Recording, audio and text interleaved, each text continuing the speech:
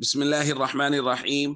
عن جابر رضي الله تعالى عنه قال قال رسول الله صلى الله تعالى عليه وسلم: من لكعب بن الأشرف فإنه قد آذى الله ورسوله.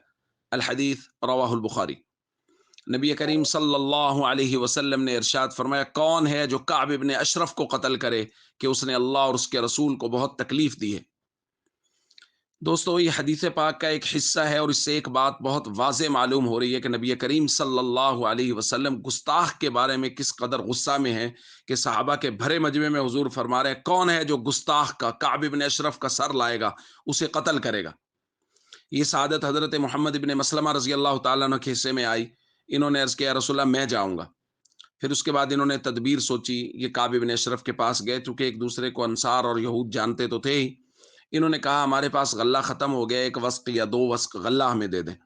اس نے کہا، کوئی چیز گارنٹی رہن کے طور پہ رکھو، اپنی عورتیں رکھو، آپ اس کی فطرت دیکھیں کعب ابن اشرف کی۔ انہوں نے کہا، کیف نرہنک نساءنا، ہم اپنی عورتیں کیسے رہن رکھ سکتے ہیں، وانت اجمل العرب، تم عرب میں سے بڑے خوبصورت ہو، ہماری عورتیں تو فتنے میں مبتلا ہو جائیں گی۔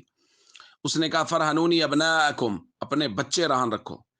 انہوں نے کہا، کیف نرہن ابناءنا، اپنے بچے کیسے رہن رکھ سکتے ہیں، فیسب احدہم، ان کے تو تانے دیے جائیں گے جب وہ بڑے ہو جائیں گے، فیقال، ان سے کہا جائے گا، روہنا بوسقن او وسقین، تم تو ایک یا دو وسق غلہ کے بدلے میں رہن رکھ دیے گئے تھے، تمہاری کیا اوقات ہے، اور ھذا عار علینا، یہ ہمارے لیے عار ہے، یہ نہیں ہو سکتا۔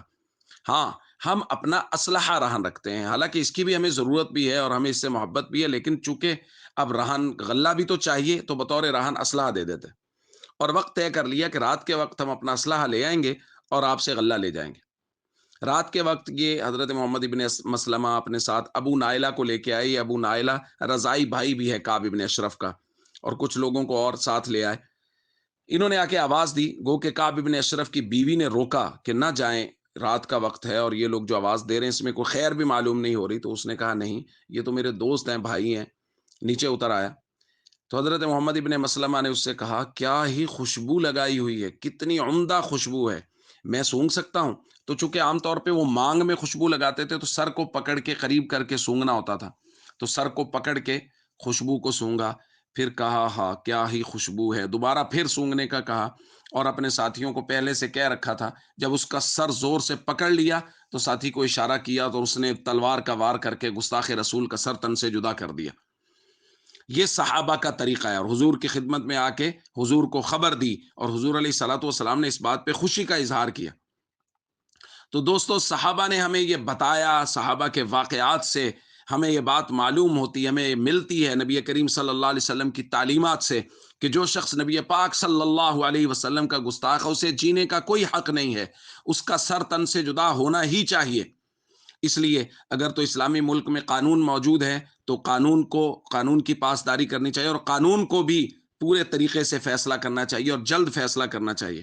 اور جہاں قانون موجود نہیں ہے اور جو لوگ ان کو بے لگام چھوڑے ہوئے ہیں، مسلمانوں کو لگام دینا آتا ہے اور مسلمان لگام دے رہے ہیں۔ آج ہمیں جو کرنا ہے، جیسے میں نے کل درخواست کی تھی، جب تک ہمارا ہاتھ ان کی گردنوں تک نہیں جاتا، ہم جو کر سکتے ہیں وہ کریں، ان کے پروڈکٹ کا بائیکاٹ کریں اور اس کیمپین کو آگے چلائیں۔ السلام علیکم ورحمۃ اللہ وبرکاتہ۔